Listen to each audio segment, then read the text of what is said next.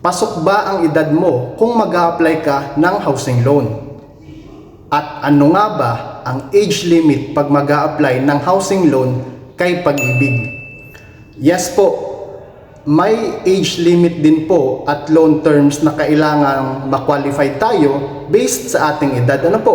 At base sa edad din natin kung hanggang ilang taon natin pwedeng bayaran o gaano katagal ang pwedeng payment ng kukunin nating housing loan. Tandaan po natin sa Pag-ibig housing loan, you should not over 65 years old on the date of application and not over 70 years old at its loan maturity.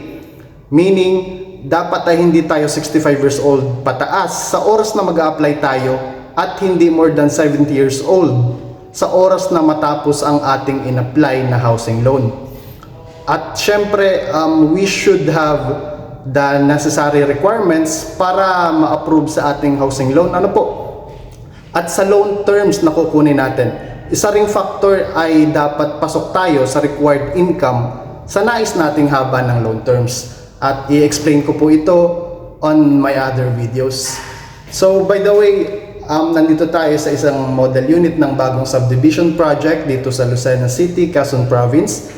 Ito ay Barangay Mayaw Crossing. Ano po? Dito sa St. Jude Executive Homes, napakalapit po nito sa SM City, Lucena, and this is Model 310. Napaka-spacious, 3 bedrooms, may parking. Ano po, 126 square meters ang lot area and 99 square meters ang floor area. So kung nais mo makita, i-message mo lang po ako kung may kailangan kang informations.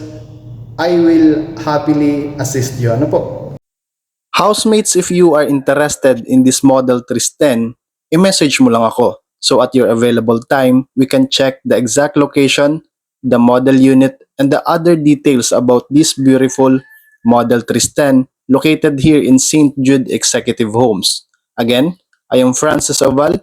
I'm your licensed real estate broker and appraiser here in the Philippines. Follow me for more videos regarding real estate and property.